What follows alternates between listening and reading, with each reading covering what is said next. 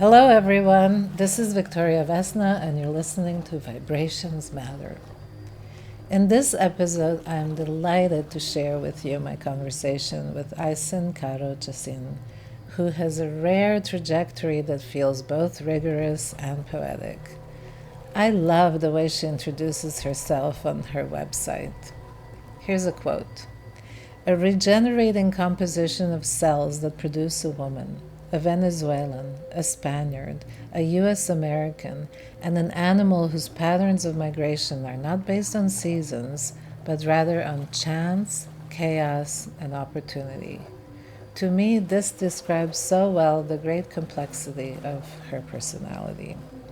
I first met Aisen as my student at Parsons in New York, and later recruited her for a Ph.D. at the University of Tsukuba, where I was visiting professor in the Empowerment Informatics program led by engineer Hiro Iwata. This seemed like a perfect match for Aisen, whose projects often begin with a DIY spirit and then with time grow into widely impactful works.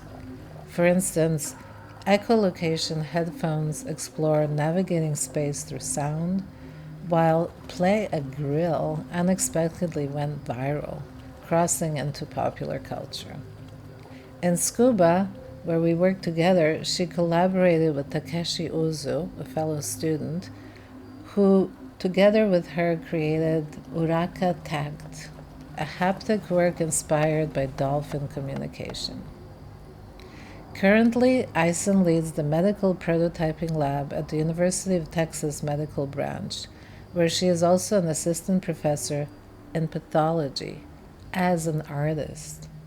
I am especially proud to see her experimental work evolve into clinical collaborations and even shared patents.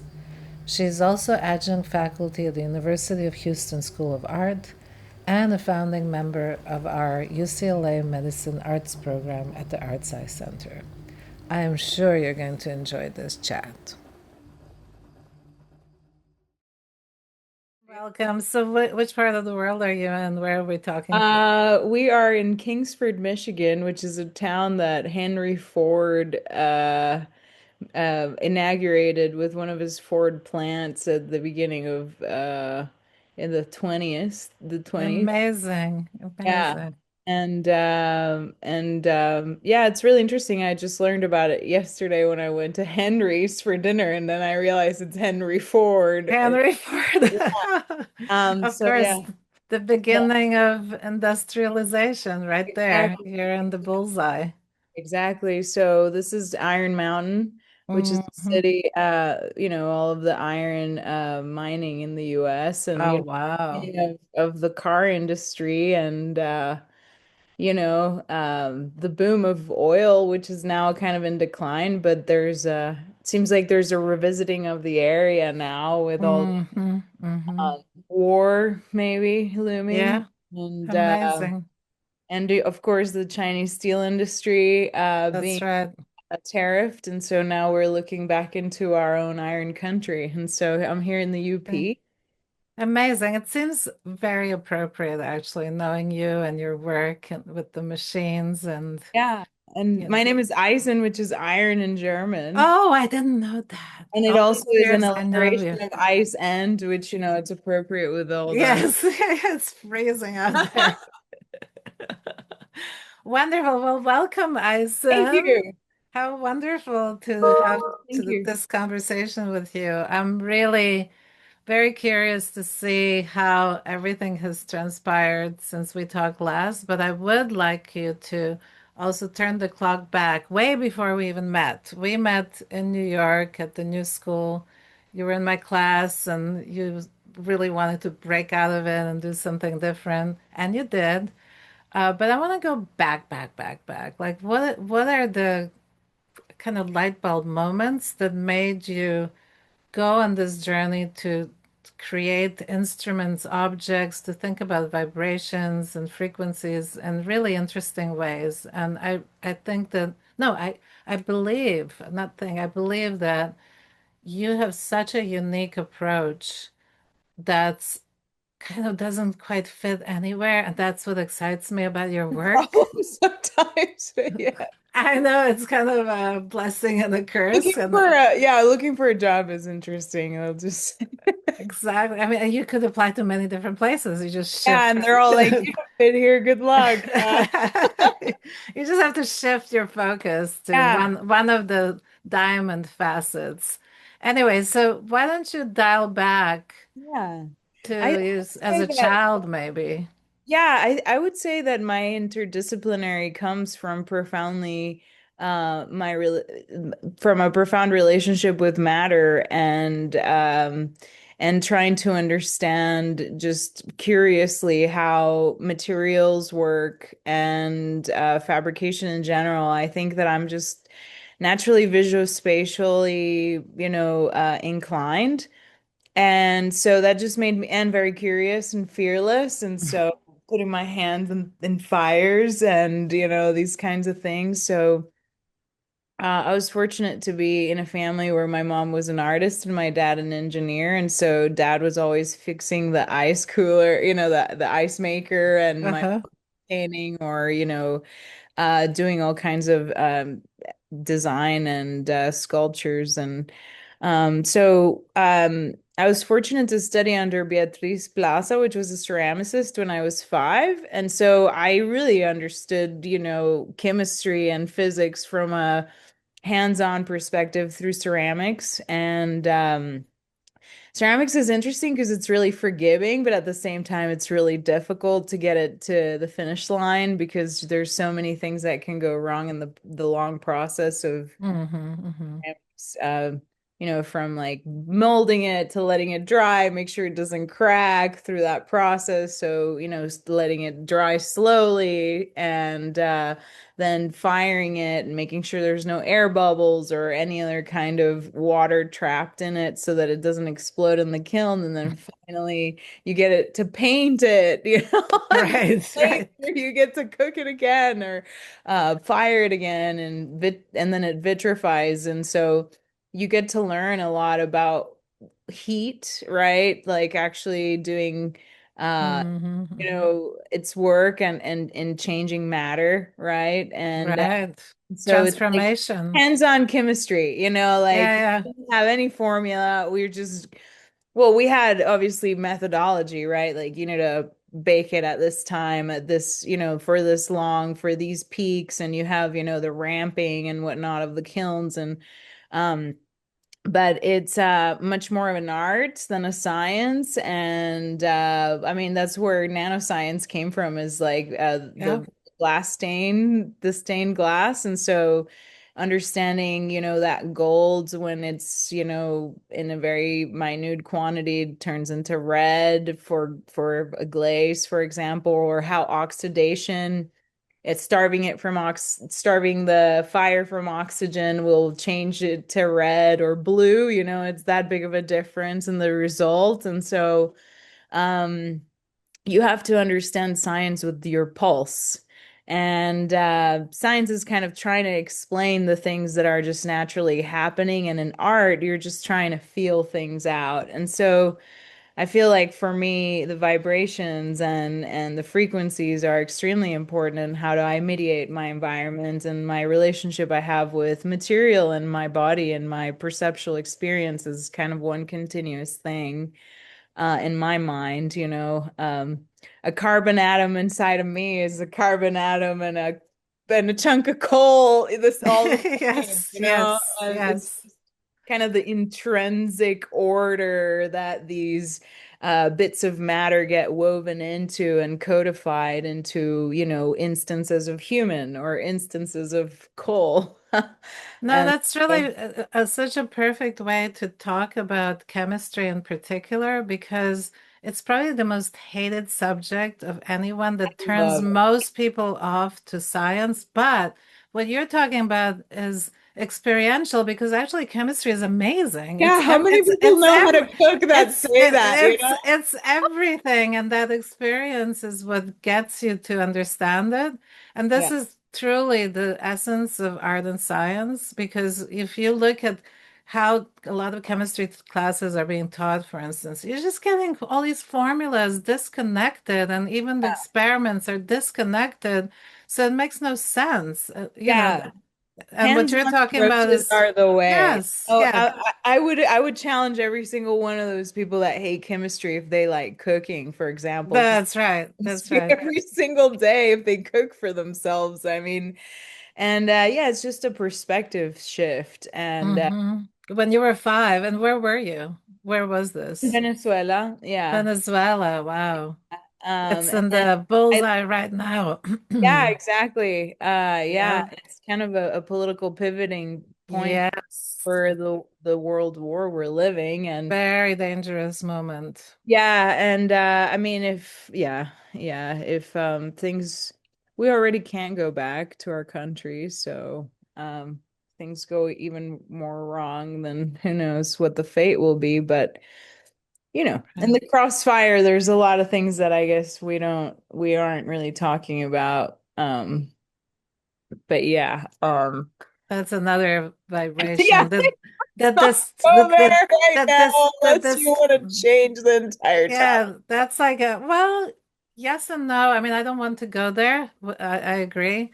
But I will just, as a side note, say that absolutely there's so much destructive frequencies and vibrations from these kind of war Well, tensions. it's all about matter. It's all about Absolutely, and the end of the day. destructiveness, it affects us all.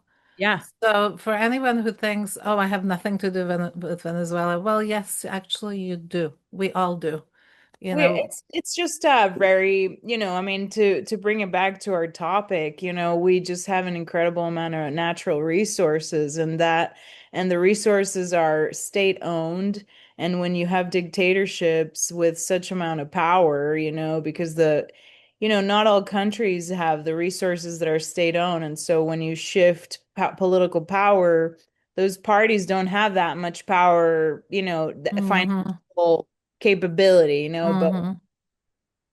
when you have essentially, the biggest company, it's like saying Google is owned by the United States. And so, when you have a president, then, Google, the trifecta, Meta, Amazon, Google, or I guess Microsoft too, if they were, I know we saw them now currently with the presidency, but say they actually were owned by the state, the amount of Yeah. power that a president would have would be incredible. And so, Right.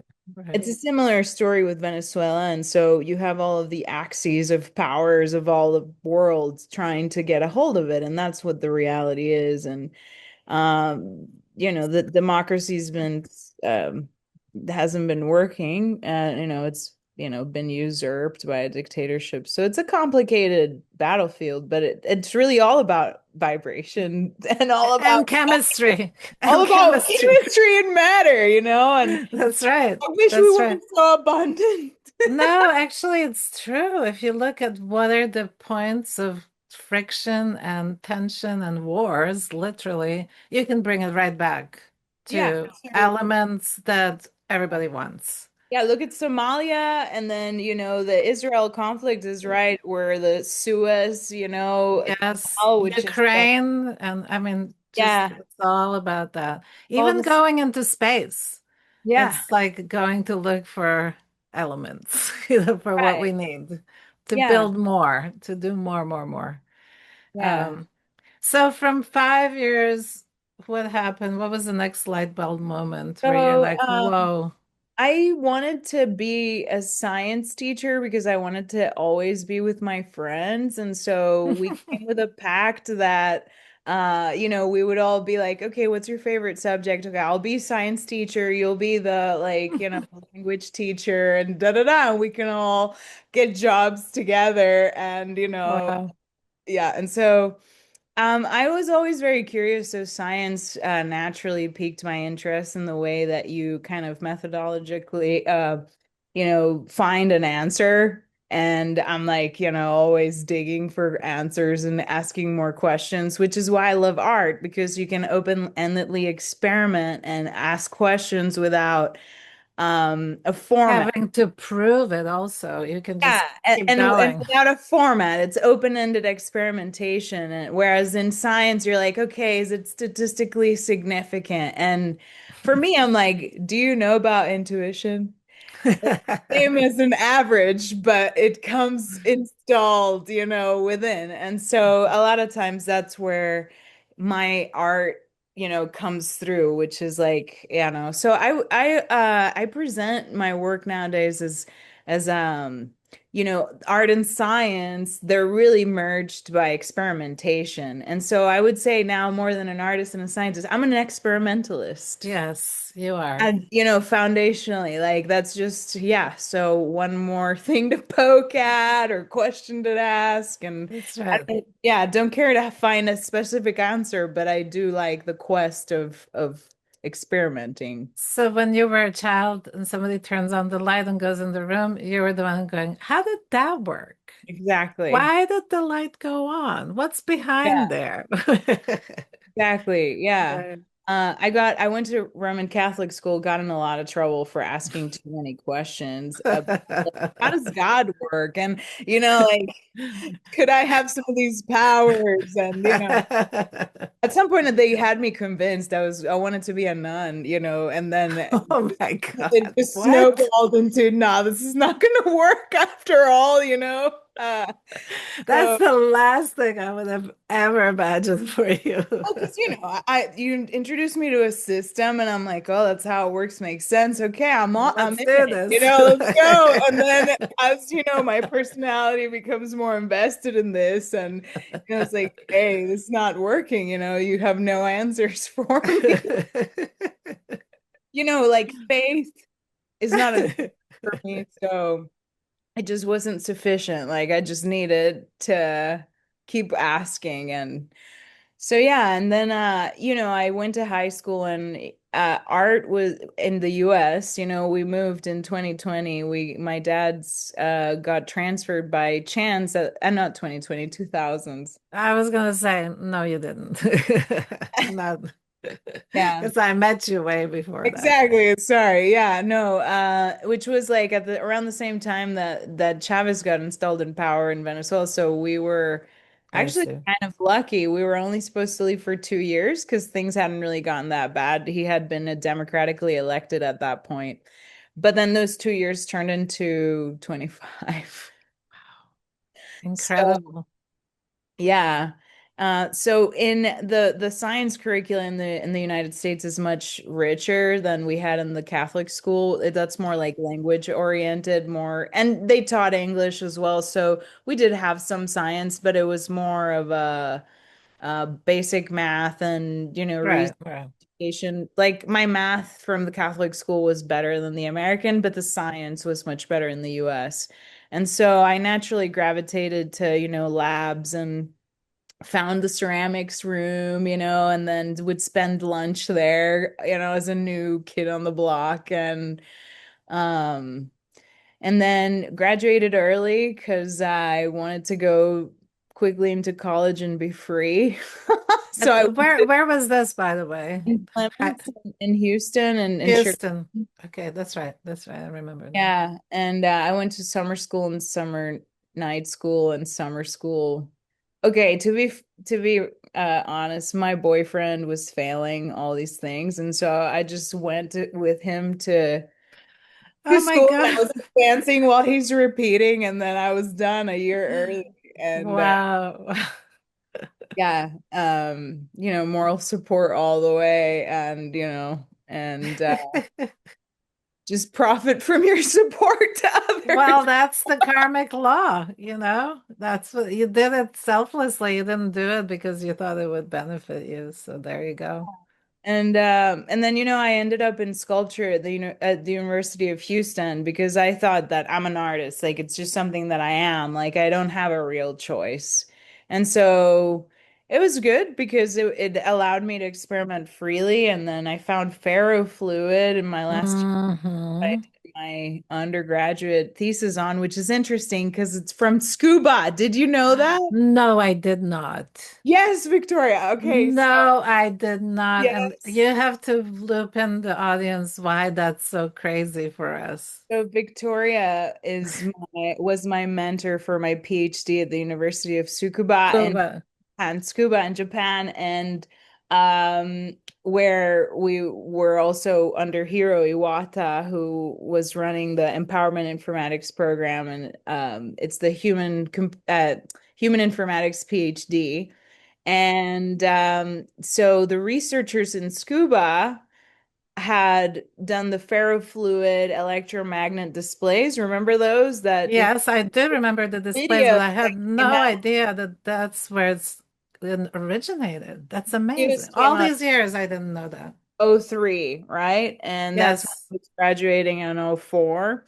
And so obviously I had started making electronics on my own. I had a friend who had gone, he was a lot older, but he had gone in a car accident. So he was like a little bit, off, and he was getting his sculpture degree, much older than me, but he had gone through like the DIY electronics, era of what is it, like the 70s, right? Where there was like a yes, DIY yes. electronics movement prior to the one that I went through in New York. Um, That's right. so that was effervescing then, and when I was finishing my undergrad, but it wasn't like the maker spaces weren't called, they're called hacker spaces. And That's right. so it was just budding. But he had gone through the previous DIY era of electronics where they had the Heath kits and the build your own ham radio situation. Mhm.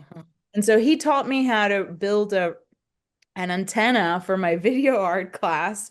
And I had a microscope that took video, and I projected it through or I transmitted it to all these old TVs. And Wow, how yeah, and so that cool. was my first electronics thing. And then my second one was, and then, I tried to build some air, on ferrofluid, and tried to do a few electronic things, but I was more, just fascinated by the liquid metal material that was showing the lines of the magnetic fields and combining that with very minimalist sculpture. And I called the series Verge because everything was on the verge of material shift, which kind of Mhm. to our conversation, our topic. That's right. That's right. And so I had vibrating liquids, that were semi-solid because they were under the influence of a magnetic field. And then I had, those spiked up Hmm. liquids with the permanent magnets at the time. But yeah, I had realized that if I wanted to be a sculptor that was contemporary, that, today's materials had gotten so advanced, and I was fascinated by electronics because you could take a piece of ceramics, a piece of copper, a piece of something else, and then suddenly you have an animate circuit that, can compute and can, take information and display information. And so I was fascinated by that as a sculptor. Yeah. And and then I saw another Japanese video of a remote control for humans, which is a galvanic vestibular stimulator that essentially passes 1 milliamp from one mastoid to the other. And I emailed the Austin hacker space and I said, "Hey, can anyone help me with this?" I found a biomedical engineering program in Italy that had done a circuit. And so I combined all of this and made my own remote control for humans. And that was the last project before I went to Parsons, where I met you. Um, Wait, so back to that project a little bit. How was that received in your program? How so did I had they? just graduated. I showed it in an exhibition called Uh-huh. Future, what was it called? something future, and that was the Something. only electronic device. There was nothing future really about it. Right. You You were know? the only one that was Yeah, I was the doing only one doing like remote controlling humans or whatever, which is it. great. Like on my sister, I was like, oh my gosh, I wish I knew this was gonna work great when you were 4, that I could remote. It didn't work on my dad. I wasn't surprised of that. Oh, that's so funny. Because he's just greasy, really opinion. Because you need contact, Yeah, and yeah, sure. anyway, so I'm actually working on galvanic vestibular stimulation now. And I did that workshop at the neuroscience department with Siddharth at Puget Yes, Sound like 10 years ago. I know. And now Amazing.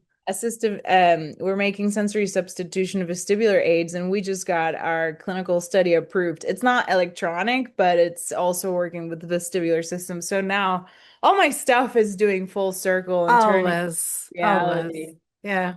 That's why I So even like going back to when you're 5 and you're like checking yeah, out it keeps going. And the longer you okay, work, yeah, the more you go, oh, I just keep going back to the same thing. It just looks and acts differently. So, yeah. so that must have gotten you into the Parsons program, though, that last project. Yeah, and well, that one, and also I had done a photothermin, which was a device that takes, with a photoresistor, the light frequency and then turns it into sound. And Aha. in the hallway with lasers, Yes, I remember you when you showed me walk, they would this. be like, blah, blah, blah. Obviously the batteries were dying, and they were at But the end. that was a lovely project. I actually remember it. You did it at UCLA too. You were showing it to Yeah, us. yeah, Yeah. exactly. Yeah, a lot of the work, it's just kind of reformatting, things, and seeing it, experimenting with it. You build a tool and then you have a whole range of experimentation you can do with it. So, That's right. and utility added to it, right? I think my art is really about changing the perceptual apparatus itself more than, a performance or a painting, or it's Right. the information, for me, it's important to transform people's perspective and perception and experience in a way, but Exactly. more than Exactly. just that, like actual assimilation of new skills or new perspectives. Um, Yeah, because our sense field, all of them are so narrow. yeah. So narrow. When you look at that map, you just go, oh my God, we hardly see or hear or Oh, feel yeah. anything, right? Maybe if we felt more, we'd go crazy. But at the same Sure. time, I agree. And I think that's what's great about the work you do is because it really pushes that boundary. Well, it's And it's, it's like the experiment of art, right? Like how many yes, more aesthetic opportunities can we create so that we have more of a palette of art making, And so yeah, for me, it's always been about pushing that boundary of creating new perceptual yes, opportunities for new aesthetics to emerge completely, It's not just pink, it could be, ultraviolet, and we can't see it, but now, there's a tether to that information somehow displayed, for example, but in a perceptual mechanism way. So a lot of them are tools for learning how to do hmm. something else. And Uh, that's why your workshops are so great because you take your object that you developed and figured out, but then you break it up. And so when you're explaining it, they're experiencing it. You're not giving them a lecture. They're actually yeah. trying it on and shifting and Testing, playing and, playing. having Yes. fun. Yes, yeah. Exactly. Play as research is so important, I think. And yeah, and exactly, you have the format. How were you as a kid? Yeah, because the play is really, it's really the your method of invention, your method of I guess executing that curiosity, right? It's That's right. That's right. yeah. So anyway, it's been and then I met you in Parsons because I was talking to Dave, who was the head of the department at the time, and I said, I want to learn art and science. I'm here because I need to learn more about science. I've been incorporating it in my work, and He's like, well, do you know Victoria Vesna? So She happens to be in residence. yeah, and she happens to be teaching a class called Art and Science, and that's just like, heart struck. That And was so long ago, right? Rita was your TA, and Siddharth was your TA. It's insane to think about because he's like the Amazing. director of neuroscience. I know, I know. It's incredible. And Yeah. his work is really marvelous too, and the way of, yeah, like incorporating neuroscience and tarot Oh and no, Siddhartha is and amazing on so and many levels. Yeah. I feel really privileged to collaborate and have our friendship for so many years. And he never went with, oh, you're a young scientist, therefore be careful. He was like, no, I'm just going to do what I'm doing. And he prospered. So having that example to other young scientists is just so important. And that merging happening so flawlessly, it's wonderful. But back to you. Back to you. The lights are on you. yeah, so we did a few projects in your class and got to learn about Gen Space and understanding more about the bio aspect of it. Obviously, I had already started working on interfacing the body with electricity on my own, but I really was I've always been terrible in biology. Like my worst subject in science is biology because of all the Latin and all the names. Um, Again, totally disconnected because we are biology, right? And Totally. And like I understand it now better and it makes of sense. course. But when you have these big names and these like it's like purposefully prohibitive, I think, Yes.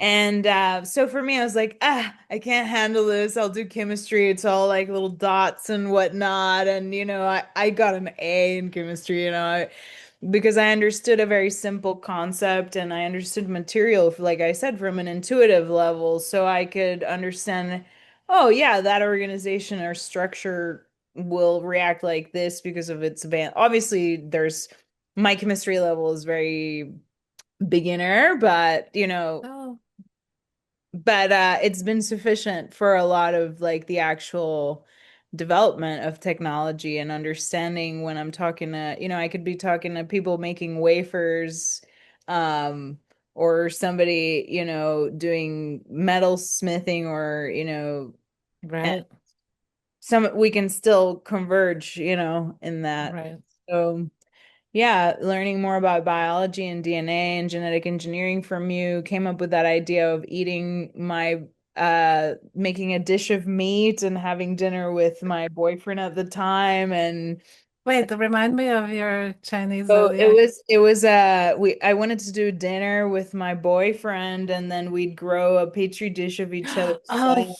We'd yes. have each other, like obviously Yes, not a I very remember. specific amount, but I was kind of alluding to the fact like we already kind of do that. And so, and it was all these ideas about artificial meat were just budding and from Right, right. lab grown And meat. symbiotica also with the Chaotic was happening. And then my other project was to genetically modify my belly button flora so that it would glow like a troll, but we couldn't do it in Gen Space because it was a biosafety level 1 and mercury that grows in human bodies is like 2 if it's not pathogenic. forever pushing the edge. Yeah, and so, we couldn't do it. And so my projects with Gen Space, my ideas were too like safety, level it's a Yeah, different you need safety an actual full-on profile. lab at a university. And now I have access to the Galveston National Lab and There you go.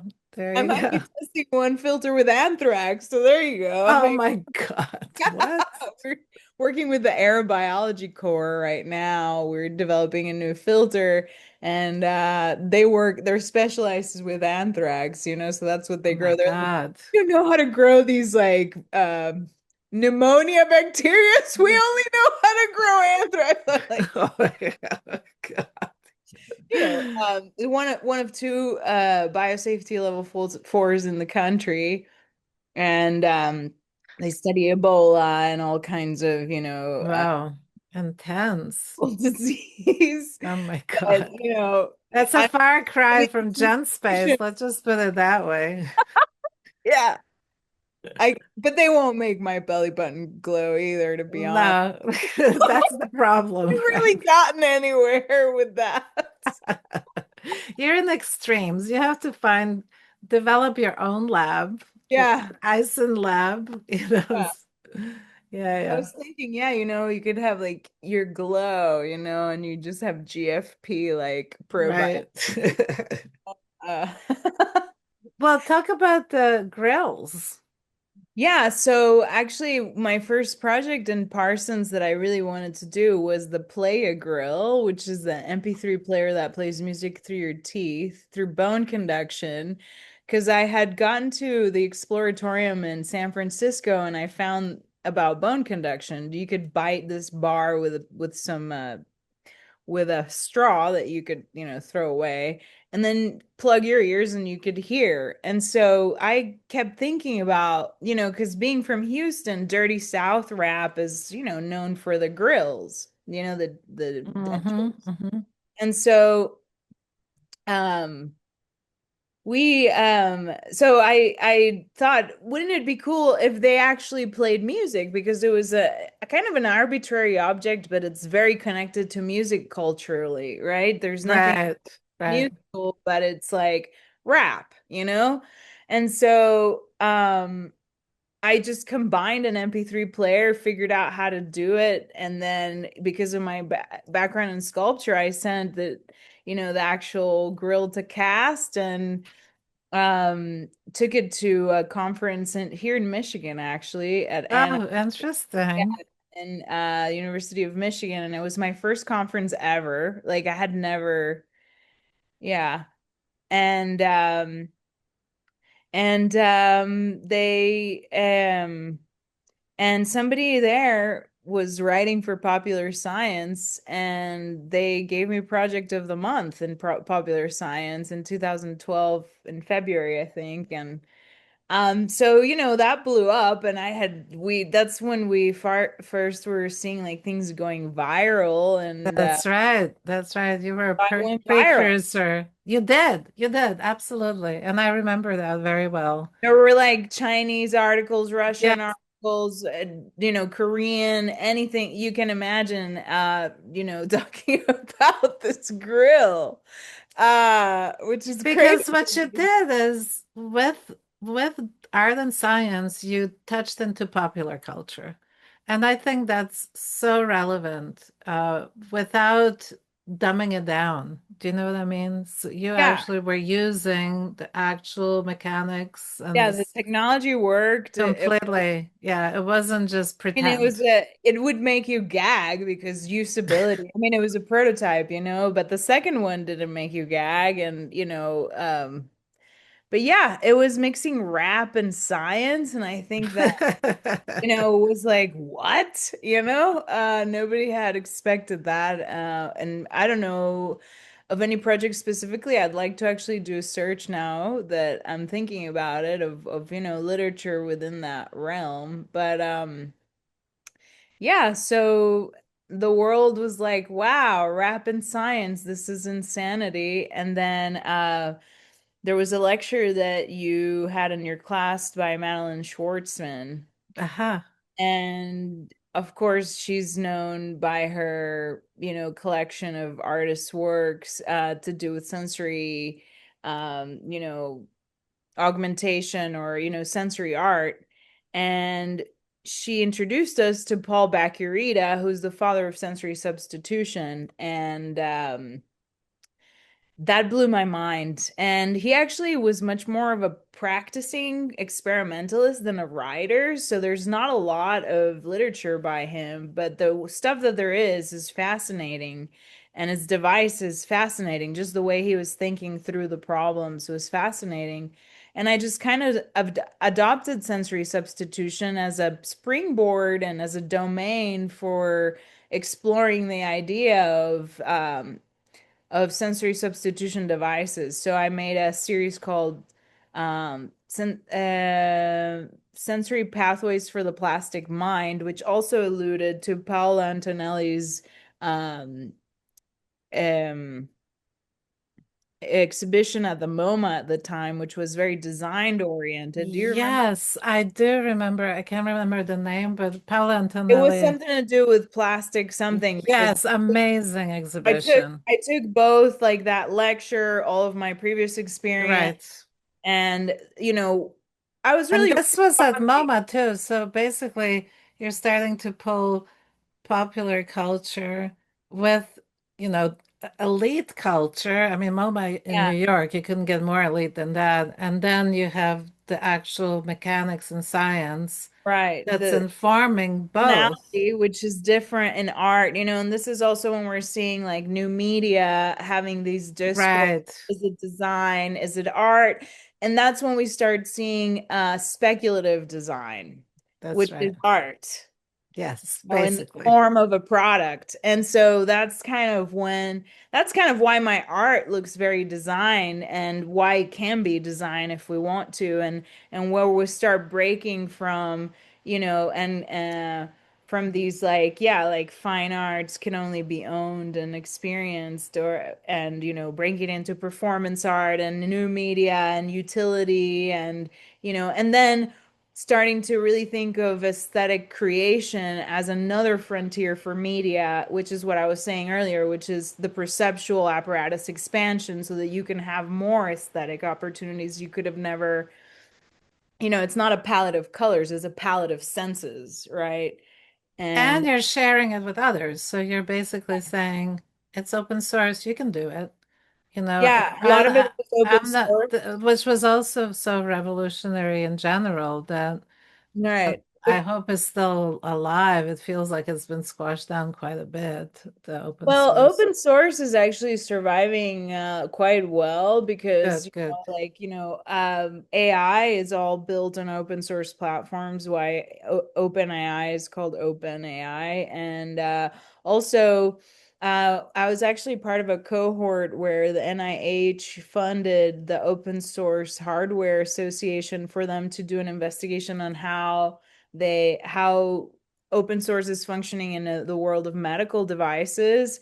And so we're at the forefront of that, with our lab being the first makerspace inside of the country in the US in 2015. What Maker Health put it together. I wasn't a founding member, but I essentially brought it to actually functioning as part of the hospital for translating their ideas into clinical studies and clinical research and clinical prototypes that could potentially actually become products in the future or changing standard operating procedure. I honestly think that it's the only such lab in the country and possibly the world that you are running. So you should, we jumped a little bit, but that's okay. Um, do contextualize it a little bit. Yeah. So after the PhD that we'll come back to with some work, Yeah. you landed this job that Yeah. I just thought was amazing. That It was they, like built for me in a it way. was as if they wrote it for you. So And they take left it, it to me. I take it from there. Take it from there. Yeah, so Maker Health was a company that had spun out of MIT, and it was Anna Young and Jose Gomez Marquez, and Nick Alberin was the engineer. But they had this idea about making at the bedside, and they went to Nicaragua to study what making at the bedside with nurses was like. And then they came up to UTMB, the University of Texas Medical Branch in Galveston, which is the first medical school west of the Mississippi. So pioneering all throughout, for the South and the West. Hmm. And they said, yeah, come study our nurses and how they're making stuff. Nurses have a practice called workarounds, which is essentially taking the supply closet and trying to figure out how to best meet the needs of their patients, as everybody's different and they have different needs. And so, um, they came up with this idea, and then that culminated in the first makerspace inside of a hospital. And we Dr. David Marshall, who was the chief nursing officer, and Dr. Tammy Cupid kind of were the directors of the space and organizing the space and so on. And um, when they hired me, I was a contractor for Maker Health. And then the position finally opened for a full-time position as UTMB program coordinator. And so I learned that we had a different process for IP than we were following once I became a proper employee. And so when I brought it up to Maker Health and the CMO, it somehow we just kind of stopped talking there after I brought that up. Because, open source is great, but every university has their own, Right. policies. And so it was my impression that they didn't want to come into contract with the university. And so that kind of left me hanging, and Yeah. not really knowing how to go forward, except for trying my best and how to actually make sure that we can 3D print things and put it in patients. Because honestly, like that was their idea. And I don't think that, they had a Right. very good record of actually going through the regulatory process to make that happen. And so I have essentially become a reverse biomedical engineer now. And so, learned about all the regulatory process and, biomedical code of conduct and engineering code of conduct for, making sure that we're following um, protocols for human research and utilizing these tools in these labs in a way that saves you know that maintains patient safety as a priority and obviously provider safety as well. And so um yeah, it's an incredible space. I think there's a few that have been, we function inside of a hospital and we have a lot of School of Medicine support from the students. And, I kind of am a glue between faculty and students and I facilitate and co-author, and collaborate with them. So for example, if we have a vestibular project, which was my idea, that had a student that wanted to be an ENT. Hmm. So I just messaged the NT that I knew, and then we start the project, and then they become the PI, just because they usually have more resources. Since we are at experimental lab, unfortunately, our administrative Right. board is very slim. Thankfully, I'm very resourceful, so I've managed to, through collaboration and through institutional support and cross-departmental support and student interest and, intern interest, been able to actually, move things forward. But I love collaboration. I think collaboration is the basis of knowledge. And so Of I really course. Of love moving course. from art into science where every contribution is important, every name is an author, and and of course there's still a hierarchy as there would in any project. um but I think that it really makes you want to work harder, and because you're part of something. And so That's right. That's right. and it's real knowledge building if it's if it's supported by other people. It's not just you in an echo chamber of your own That's right. Well, mess. speaking of echo chambers, let's talk about scuba. And Yeah, I know. Talk you about were, echo chamber. yeah, you were in a little bit in the echo chamber there. So backtrack to how we landed in scuba. I'll just say a little bit. I was invited by Hiro Iwata to be part of his program and actually suggest a few students because they probably got a mandate to have a woman and to offset some of the kind of diversity things going on. I don't think he expected that I would actually really go for it. You know, I think it was more like, okay, you'll be involved somehow, but I brought people, and one of them was you. You immediately came to my mind when I was thinking, who would I suggest? And by then I had thousands of students that have gone through our center and the labs. Um, Yeah. Absolutely. And you can see where you even landed. It just made sense to me for Japan and for scuba. what we didn't expect was the context. It was a really, really, I'll say it for the third time, really rigid context. Oh yeah, well, Um, it's Japan engineering, you know. I was we were in the School of Engineering. systems and engineering. Hiro Yes. was the head of it, and And I'm we're artists. grateful for it. Of course, yes, but it was not easy.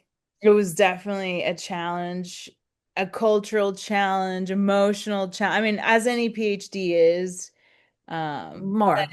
yeah, it was because I remember one of our professors was like, I don't speak English, I can't help you. And then suddenly he started speaking English later.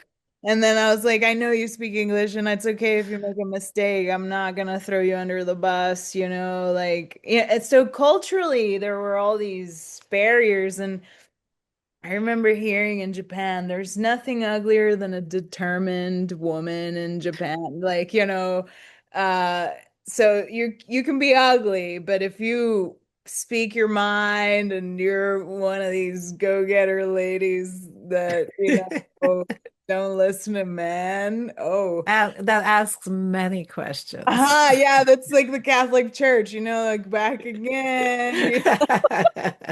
You've been trained. I was trained already. I knew they were gonna not answer me.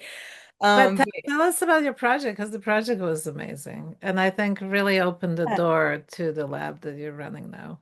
yeah, so actually, I had started the echolocation headphones as one of my um sensory substitution devices where it was about using sound as a navigation scent modality rather than sight, and it had been inspired by blind echolocation. People who are congenitally born blind echolocate naturally, and some people become experts and teach other blind people. They can ride bikes and have a really much richer picture spatially because of it, and so understand space, better and can navigate a lot easier. And so I was in a nano lab with at UCLA with Marc Ducellier. Remember him? Sure. And what was her name? Megan. Uh-huh. And somebody had the monotribe. Mark had the monotribe, which is an analog synthesizer by Korg that's really small and really, easy to use. And then somebody else had this holosonic speaker, which is a speaker that uses ultrasound as a carrier wave for audible sound.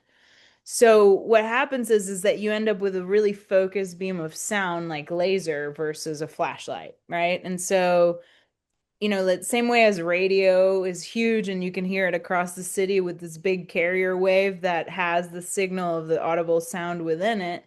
It's the same but tiny because ultrasound is, higher frequencies, so it condenses the audible signal. And so I was in LA in the hills, and then I put it to my ear, and then I went like that, and I could hear the fence, and then I could hear the drop, because it was a hill. So I could hear that there was nothing. And then if I moved it around, I could see with sound. And Incredible. yeah, that's Really. how I came up with the echolocation headphones. So then I found a circuit from Japan. There you go. Which, and I hadn't been in Japan yet. This is still in my master's where I was like, working with Victoria through different classes. That's And right. That then, was yeah, it's early crazy how on. everything goes back to Japan. Is that crazy? Interesting. Yes. All of my projects. Even when you were not even aware, Yeah, I ferrofluids didn't made even. in scuba, where you I ended don't up. like anime. Like, I'm not like a Japan freak. Like, I love No. sushi. I mean, who doesn't love sushi? And of course, appreciate the beautiful culture. And now I own many kimonos, but only because I live there. You know what I mean? And their fascination with ceramics also, like, it's all kind of combines. And their worldview on art, or their view on art, which is art is part of everyday life. They That's didn't right. have fine arts versus, entertainment or design or whatever. Everything was the same rank. And which is something that I learned about when I was studying there, about, how Japanese culture just embeds aesthetics, you know, at its top everywhere they can, That's right. That's part right. of being, to be aesthetically conscious, And it goes so naturally with the program that Hiro was leading. So Yeah. the idea of moving through space with sound, that you also had people with sight experience, that to me was Yeah. actually critical. To just get away from that tyranny of visual everything. And To, that was the point of my sensory substitution devices, that I was so annoyed with everything being a screen because I'm a sculptor, not a 2D person. that's right. That's So right. I'm like, another picture, whatever. Just take a picture, whatever, Yeah, like yeah, yeah. you don't, or virtual reality was so flat and unappealing to me, Yeah, like I'm in visual VR, right? And yeah, so yeah. I wanted the richness of experience of the world, the vibration, the matter, That's to right. The senses. translated. And so Hiro Iwata invented haptics, that? He was one of Yes, the fathers of haptics, and he had like a inflatable that would form into different shapes. So that's right. He got that very gave, famous with that. That's where I heard of him first through SIGGRAPH, actually. yeah, and He was a he real had star at SIGGRAPH. a simulation where you could bite a cracker, you know, Uh-huh. and so he was really thinking outside the box with VR, and of course we were in the VR lab, which was also visual, but it was immersive where we could fly and we did the first First time. song Diamond. Yeah, yeah. Yeah, and we actually use those speakers as focused sound to create different sonic environments, like a matrix of sonic. Uh, Takashi Kagami introduced me to those speakers, the parametric speakers. He brought that in, and I remember yeah, him. we were working on them together. Yeah. Exactly. I remember him coming to LA. Charles Taylor introduced us, and they worked together actually. Um, and I was amazed. Like, I just thought, this is so incredible. So you got your hands on it and just created something else amazing with it. Yeah, we came up to them separately, I was Yes, using them in Parsons. completely. I was Yeah, building yeah, headphones, which were just goggles with them that's right. blinding subjects so that they could learn to echolocate. So there were training apparatuses for sighted people as an artwork for me. And then I tested them. So I learned about psychophysics with Hiro, with Iwata sensei, because we wanted to test the perceptual resolution of the tool. So when you're evaluating virtual reality, you want to see how far can they see, what's the sweet spot, like the same way that you have that hearing test that tells you how old you are based on how many frequencies you're losing from the high end. That's a psychophysical test. And so I learned about psychophysics and human research and experimentation through that program. And I also made the haptic glove underwater. And the original That's right. idea, That was a beautiful yeah, piece. Yeah, Iruka yeah. effect. Yeah. Yes. Talk Um, about that a little bit.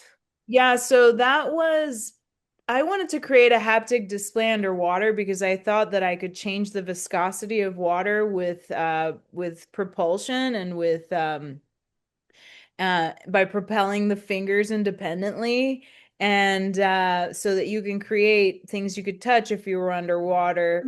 And so then we talked to Ars Electronica. What was his name? Hiroki? No. Anyway, Ars Electronica was doing a post-city Ars Electronica, and we reframed this haptic underwater haptic display tool to be a searching glove.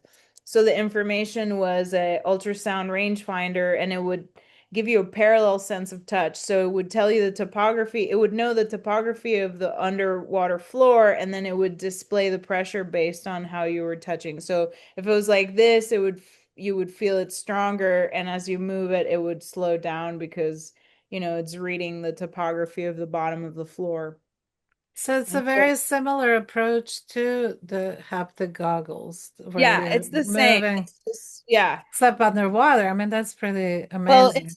It's not the same. I say that and I'm lying because it's actually translating the information of a sensor, whereas the tool for sound isn't translating anything. It's just relying on your brain to make I the see.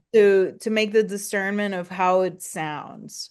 So if it's pointed to a glass, it will sound different than a piece of wood. And Mm, with experience, you will be able to understand the material you're hitting at what location because machines are very dumb compared to us. Even with artificial intelligence, yes, yes. the our senses, our sensors are so incredibly high resolution. High resolution.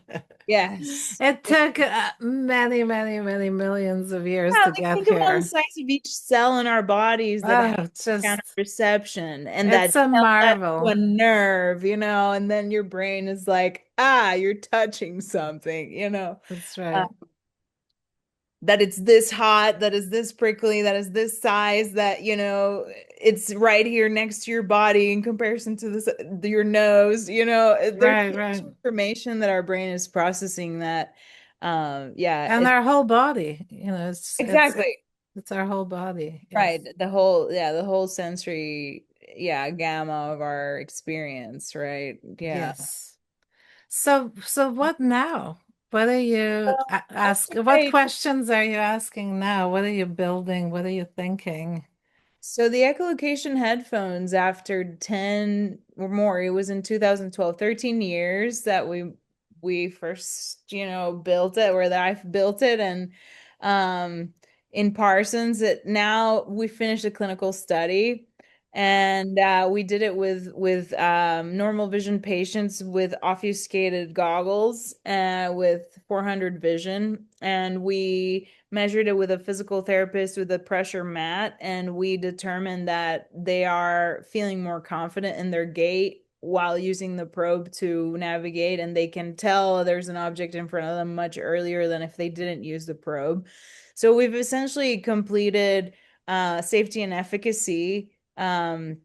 We're publishing the results in Arvo, hopefully, if we get accepted. And we received $50,000 to develop it to the next level. And so I've been working with Flywheel Electronics with Joel Murphy, who's like the original engineer for the open brain computer interface and the pulse sensor and the Timpan, which is an open source hearing aid. He's been helping me create the new board. And so we have a new board, we have a new microcontroller integration, we've added a synthesizer and all kinds of other features. And now we're going to be ready to do a phase 2 clinical trials with real low vision patients. And hopefully, after we validated that, it also help us plug into the community to see if it's a worthy product to develop and share with them. That's Based incredible, Yeah, Aisen. we're about to have like a turnkey device that, it's a medical device validated with clinical data. Amazing. So, For me, that's just can like you believe that? We know when Parsons are like, have you tested it with blind people? And now that I know what it takes, yeah, I'm exactly. like, you guys had no idea what you were asking. And now that I can say yes. It's a marathon. It's not a quick Years race. People later, just want a like PhD results like later. this. I know, I know. I've seen it so many times, sometimes showing not only my work, but a lot of work that I cherish or I think is important, sharing with students. And then they inevitably ask, how long did it take for you to produce this? And I'm like, somewhere between 5, 7 years, and you could just see like the deflating, like, oh, forget it. It's like, Yeah, but these things take a long a time. long time. They're They, finally they, patented I mean, to it's it. iterations, right? So it started with an art project. It started with more explorations. It has times when it's kind of dormant and not much is happening, but something is happening because it comes back. So I think it's just such a beautiful example of how important art is to science. Oh, yeah, It's a absolutely. beautiful example, and how important it is to have persistence of vision. Oh you yeah. know, as opposed to Or try this, try curiosity. Yeah, that, try, like well, the curiosity for sure, but need also, to answer, the need to test it, the need to share the knowledge, I think, too, and yeah, the willingness to share it. Because obviously, a project that was very much just a one-man show as an art project is now huge. I mean, the amount of collaborators, ophthalmologists, physical therapy, amazing. medical students, admin assistants, electronics developers, designers, now it's grown into a real force of collaboration, and uh, yeah, and it could have taken a less time if I had invented it today. I'd test it in a year, but it Yeah, takes but knowing these things, it made me grow that that's project. right. You were growing with it, Yeah, exploring, and then it came yeah, back, and now you're doing. exactly. I mean, many things that are speculative are ahead of their time, Of course, yeah. technologically, but that doesn't mean the idea should be given up. So it's a little bit like science fiction.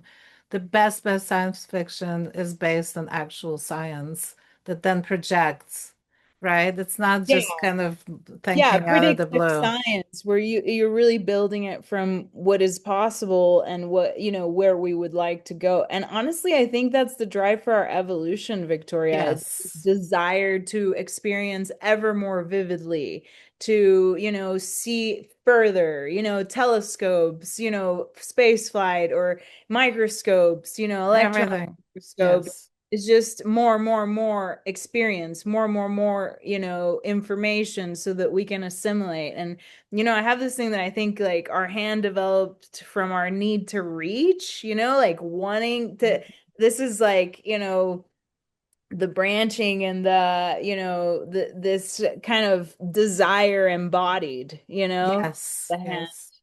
Um, so, like grab, reach out, and then assimilate, and yeah, I mean, we are, I love that thought. I love that idea. And it's really about hands, isn't it? It's for humans, I think this for is us, yeah.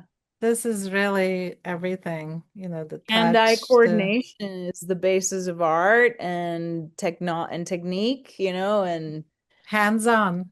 hands-on. I mean, if you look at, all of those robots that they're making, single cell robots or, cellular robots, it's a guy putting those cells together, by hand with, micro injection needles and so on. So, even when we think, oh, no, it's technology. Yeah, no, think again. There's a hand doing it and then we automate it. But IVF, fertilization, all that, like, yeah, sure, you can have now machines that do it very recently, but it was by hand. And yeah, it's just, I guess, a hand, an extension of our ability to grasp, Yes. even conceptually, right? So, What a beautiful way to end our conversation. I really love that. And I'm so happy we had this chat because yeah.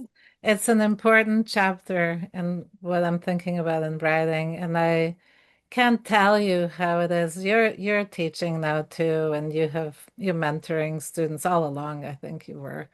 Or people. It doesn't even have to be in the kind of educational environment. And there's such joy when you see a person just growing and what you're doing is still just at the edge. It could blow up to be something incredible. So I'm going to keep watching you.